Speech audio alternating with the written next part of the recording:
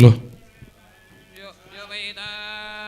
ब्रह्मणो वेद अमृतेन वृताम्बरे तस्मै ब्रह्मद ब्रह्मदायः कीर्तिं व्रजान्दतः हेयेनैवैनौ प्रणजते ब्राह्मणार्षयवद्धरेत् ब्राह्मणो वै सर्वा देवता सर्वाभिरेवैनौ देवताभिरुद्धरते यावदेर्वै देवतास्ता सर्वा वेदविधिब्राह्मण वसन्ते तस्मात् ब्राह्मणेभ्यः My respectful pranams to Swami Shri Ramadut Maharaj Ji.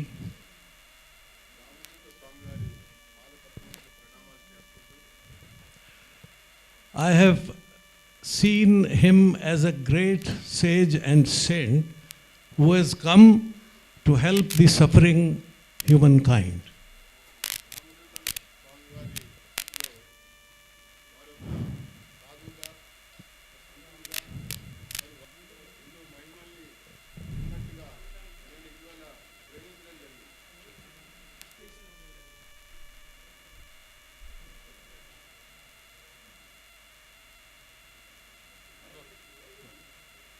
Not working.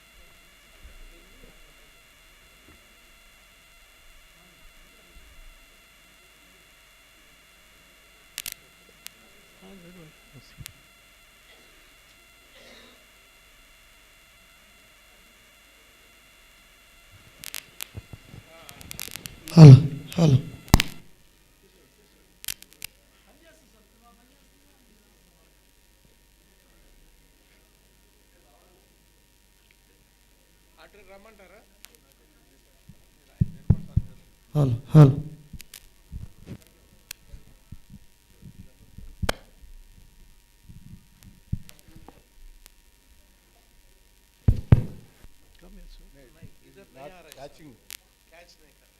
I can do this.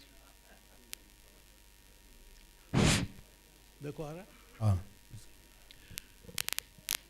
Whenever I have met him, I have found him always as an evolved soul, thinking for the upliftment of all those who are suffering, who have some sort of grievances in their personal life, and he has given them great solace, satisfaction and succor. నేను ఎన్నిసార్లు అయితే వారిని కలిశానో వారిలో ఒక దైవత్వాన్ని ఒక రకమైనటువంటి శక్తిని చూశాను. అది ఒక రకంగా ఫీల్ కూడా అయ్యాను. మరి వారి యొక్క శక్తితో ఈ సమాజంలో ఎన్నో రకాలుగా బాధింపబడుతున్నటువంటి వ్యక్తులకి వారికి ఒక శక్తిని ప్రసాదింపచేయాలనేటువంటి తపన వారిలో నిరంతరం కూడా కనబడుతోందని చెప్పని నాకు ప్రతిసారి కూడా వారి కలయిక సమయంలో నాకు అనిపిస్తూ వస్తుంది. Our Shastras have defined and described the characteristics of Siddha Purusha. మన యొక్క శాస్త్రాలు సిద్ధ పురుషులు అనేవాళ్ళు ఎలా ఉంటారు, వారి యొక్క శక్తి ఏంటి, వారి ద్వారా సమాజానికి ఏ రకంగా మరి శక్తి ప్రసరింపజేస్తారు అనేటువంటి అంశాల్ని శాస్త్రాలు చెప్పినాయి. Shastras have also described the characteristics of a Sthita Pragya. శాస్త్రాల ద్వారా ఈ మన అవధూతల యొక్క శక్తి అంటే స్థితప్రజ్ఞత అనేది ఎలా ఉంటుంది అనేటువంటి విషయాలను కూడా వివరించడం జరిగింది దాంట్లో. All those characteristics you will find in our Pujyapad Swamiji.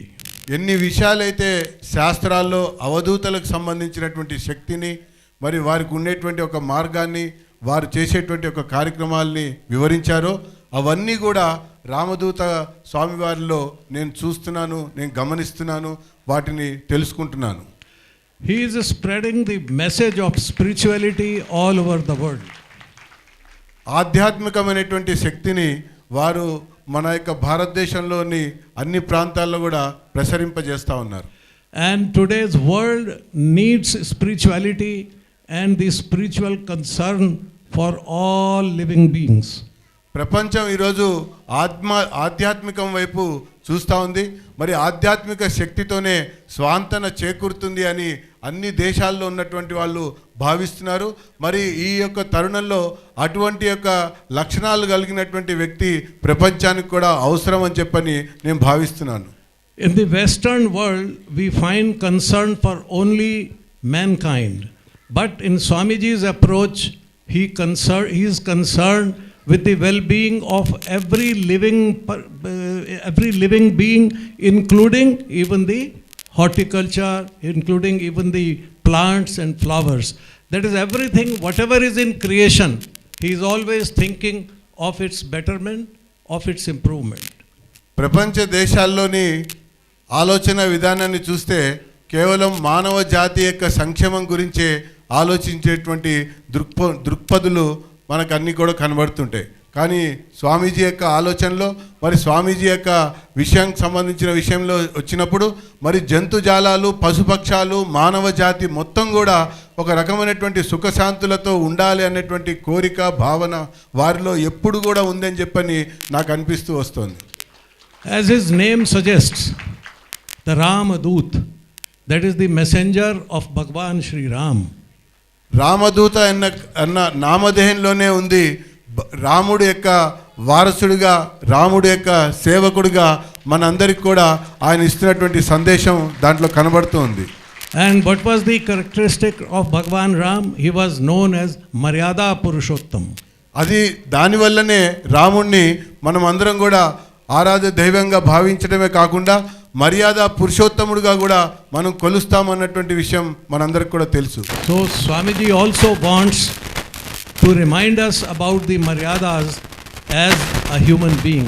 What maryadas we have to follow and how do we follow them?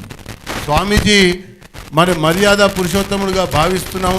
మరి ఈ రకమైనటువంటి యజ్ఞ యాగాదుల ద్వారా మన యొక్క సమాజంలో ఉన్నటువంటి ఉన్నత విలువలు, ధర్మానికి సంబంధించినటువంటి మర్యాదలు ఏవైతే ఉన్నాయో వాటన్నిటిని కూడా మన నిత్య దైనందిన ఆధ్యాత్మిక జీవితంలో పాటించాలి, ఆచరించాలని స్వామివారు కోరుకుంటున్నారు అని చెప్పని కూడా ఈ సందర్భంలో జోషి గారు సెలవిస్తున్నారు. And by simple and practical methods he has been spreading that message.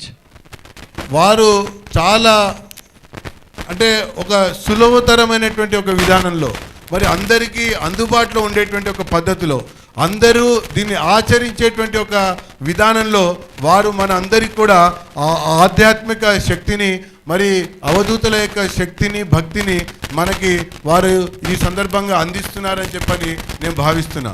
The holding of Dampatya Yagna is one of those methods which is very simple but very impressive and very far reaching.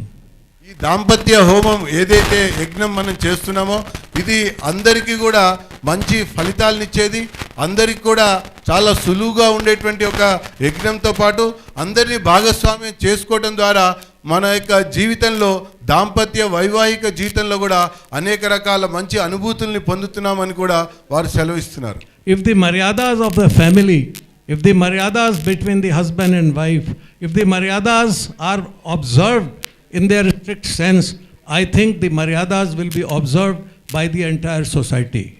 మన కుటుంబ వ్యవస్థలో ఉన్నటువంటి సతీ పతి యొక్క ధర్మాలని, మరి పుత్రుడు తండ్రి యొక్క ధర్మాలని మనం పాటించినట్టయితే తప్పకుండా మన కుటుంబం అన్ని రకాలుగా బాగుండటమే కాకుండా సమాజానికి కూడా మనం ఎంతోగానో సేవ చేసినటువంటి వాళ్ళం అవుతాం, ధర్మం 4 పాదాల నడవటానికి కూడా అవకాశం కలిగించినటువంటి వాళ్ళం అవుతాం అని చెప్పని తెలియజేస్తున్నారు. This Kutumba Vyavastha, this family system is unique to our country. It is not found in with such observance in the rest of the world. మన భారతదేశంలో ఉన్నటువంటి ఒక ప్రత్యేకత ఏంటంటే అది కుటుంబ వ్యవస్థనే. ఈ కుటుంబ వ్యవస్థనే సమాజాన్ని కలిపిస్తుంది, మరి ధర్మాలని, విలువలని, ఉన్నత సాంప్రదాయాలను కూడా భావితరాలకి అందిస్తున్నటువంటి వ్యవస్థ ఈ కుటుంబ వ్యవస్థ. అదే మన యొక్క సక్సెస్కి సీక్రెట్ అని కూడా మన జోషి గారు సెలవిస్తున్నారు. In the Western world, this Vyavastha, this family system has completely broken down. పాశ్చాత్య దేశంలో కనుక మనం చూసినట్టయితే కుటుంబ వ్యవస్థ అనేటువంటిది ఎక్కడ కూడా మనకి కానరాదు అన్నటువంటి విషయాన్ని ఈ సందర్భంగా తెలియజేస్తున్నారు. Long back, once I visited England with along some of my scientist friends. నా కొంతమంది సైంటిస్టు స్నేహితులతో నేను ఇంగ్లాండ్ని సందర్శించినప్పుడు అక్కడ జరిగినటువంటి ఒక సంఘటనని తెలియజేస్తున్నాను.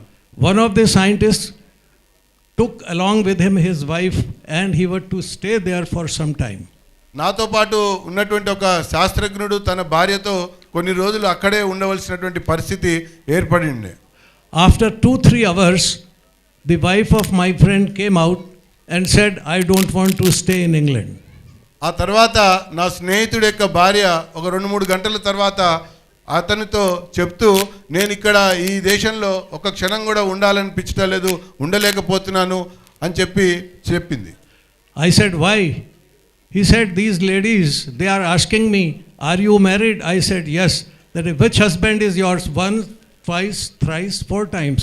ఎందుకు అని నేను ఆమెను అడిగితే ఇక్కడ ఉన్నటువంటి ఇతర మహిళలు మరి నీకు పెళ్ళయిందా, పెళ్ళైతే ఈయన మొదటి భర్తనా, రెండో భర్తనా, ఎన్నో భర్త అని చెప్పి పదే పదే నన్ను అడగటం ఏతుందో అది నాకు చాలా బాధ కలిగించింది అని చెప్పి ఆవిడ చెప్పింది. And then she said that I was shocked when they told that I have my second husband and somebody said it's my third husband. She said, I don't want to stay in this country where there is no respect, no maryada of a family system. అయితే ఇదే ప్రశ్న అవతల ఇంకో సాటి మహిళని అడిగినప్పుడు ఆమె చెప్పింది ఈయన నాకు ఇన్నో భర్త, ఆవిడకి ఇంకొక ఇన్నో భర్త అనేటువంటి ఒక సంఖ్య, మొదటో భర్త, రెండో భర్త అని చెప్తూ పోతుంటే ఆశ్చర్యం అనిపించి ఒక్క క్షణం కూడా నేను ఈ దేశంలో ఉండకూడదని నిశ్చయించుకున్నాను అని చెప్పి ఆమె చెప్పడం జరిగింది. And now after 20 years, there are countries after countries where there is no family system. ఒక 20 సంవత్సరాల తర్వాత ఆ దేశాల్లో కుటుంబ వ్యవస్థ అనేది పూర్తిగా చిన్నాభిన్నం అయిపోయింది అని చెప్తా ఉన్నారు. And once the family has broken down, the society has broken down, the personality has broken down and life is miserable hell in those countries. కుటుంబ వ్యవస్థ ఎప్పుడైతే చిన్నాభిన్నం అవుతుందో అప్పుడు ఆటోమేటిక్గా సమాజం కూడా పతనం అవుతుంది. సమాజంలో ఉన్నటువంటి ఇండివిజువల్స్ యొక్క లైఫ్స్ కూడా నాశనం అయిపోతున్నటువంటి సందర్భాలు, సంఘటనలు అనేకం కూడా ఆయా దేశాల్లో బయటకు వచ్చినాయని చెప్పని తెలియజేస్తున్నారు. They have enough wealth, they have luxuries, they have facilities, they have power, but they have no peace of mind. అక్కడ ఆ దేశాల్లో మరి అనేక మందికి సంపద ఉన్నా, ఇతర అనేక ఆస్తులున్నా, అనేక రకాల సౌభాగ్యాలు అంటే సౌకర్యాలున్నా, సుఖ సంతోషాలు ఉన్నా కూడా ఎక్కడ కూడా శాంతి అనేది కానీ, మైండ్ పీస్ అనేది కానీ ఆయా దేశాల్లో ఉన్నటువంటి పౌరులకు కానీ, అక్కడ నివాసం ఉంటున్నటువంటి కుటుంబాలకు కానీ లేదు అని చెప్పని నేను తెలియజేస్తున్నా. And now they are coming in search of peace to our country. ఇప్పుడు ఆ దేశంలో ఉన్నటువంటి ప్రజలందరూ కూడా భారతదేశం వైపు చూస్తూ ఉన్నారు. మరి ఎక్కడ శాంతి దొరుకుతుంది, ఎక్కడ ప్రశాంతత దొరుకుతుంది, ఎక్కడ ఆధ్యాత్మికమైనటువంటి ఒక చింతన దొరుకుతుంది అని చెప్పి మన వైపు చూస్తున్నట్టుగా తెలియజేశారు. And I call them, I invite them to come to Swamiji's feet and they will get peace of mind, they will get mukti and they will get moksha. ఆ రకంగా అశాంతి, ఆ రకంగా అనైతికం, ఆ రకంగా అధర్మంగా ఉంటున్నటువంటి ఒక వ్యక్తులు, శాంతి కావాలని కోరుకుంటున్నటువంటి కుటుంబాలు, వ్యక్తులు, మహిళలు అందరూ కూడా స్వామీజీ దగ్గరికి రావాలి. స్వామీజీ దగ్గర మన యొక్క ఈ యొక్క యజ్ఞాల్లో పాల్గొనాలి. అది స్వామీజీ యొక్క ఆశీర్వచనం ద్వారా, స్వామీజీ యొక్క ఈ ఇతర కార్యక్రమాల్లో పాల్గొనడం ద్వారా ఒక మానసిక ప్రశాంతతని, ఆధ్యాత్మికమైనటువంటి శక్తిని పొందుతారని చెప్పి వాళ్ళందరినీ కూడా నేను స్వామీజీ దగ్గరికి రావాల్సిందిగా ఆహ్వానిస్తా ఉన్నా. And if this spiritual message is accepted and observed by mankind, there will be a new world, entirely new world, peaceful, a brotherly world where everybody is happy and nobody is unhappy. ఇలాంటి సందేశాల ద్వారా, ఇలాంటి యొక్క కార్యక్రమాల ద్వారా, ఇలాంటి అవధూతల యొక్క శక్తి ద్వారా మన యొక్క భారతదేశం ప్రపంచంలో కూడా సౌభాతృత్వం ఏర్పడుతుంది, మానవ జాతికి శాంతి చేకూరుతుంది, విశ్వ మానవ కళ్యాణం కొరకు అందరం దోహదం చేసినటువంటి వాళ్ళం అవటమే కాకుండా ఉన్నత విలువలతో కూడుకున్నటువంటి జీవితాన్ని ముక్తి మార్గంలో పయనింపజేయడానికి కూడా దోహదం చేస్తుందని చెప్పి నేను ఈ సందర్భంగా తెలియజేస్తున్నా. And I am sure that with Swamiji's message, the world will be benefited and there will be spirituality all over the world, and the mankind will be happy, and there will be again the maryadas established by our shastras which will come into observance. స్వామీజీ యొక్క యజ్ఞాల వల్ల మరి ప్రవచనాల వల్ల వారి యొక్క ధార్మికమైనటువంటి కార్యక్రమాల ద్వారా తప్పకుండా ఈ భారతదేశంలో శాంతి సౌభాగ్యంతో మరి సుఖశాంతులతో అందరూ కూడా మంచి మార్గంలో పయనింప చేయడానికి ఎంతోగానో దోహదం చేస్తుందని చెప్పని నేను మరీ ఈ సందర్భంగా ప్రత్యేకమైనటువంటి నాగుల చవితి పర్వదినాన్న నేను మీ అందరికి కూడా తెలియజేసుకుంటున్నాను. And with these words I pay my respects to Swamiji Maharaj and wish that he should live long enough to guide us and to make us happy. ఈ కొద్దిపాటి అనుభవాల్ని నేను మీ ముందు తెలియజేస్తూ మరి స్వామివారు మరిన్ని కాలాల పాటు మన అందరి మధ్యలో ఉండి మన అందరికి కూడా అన్ని రకాల శక్తుల్ని ప్రసరింపజేయాలని చెప్పని మనసారా ఆ భగవంతుని నేను ప్రత్యేకంగా కోరుకుంటున్నా అని చెప్పి తెలియజేసుకుంటున్నా. ధన్యవాదాలండి.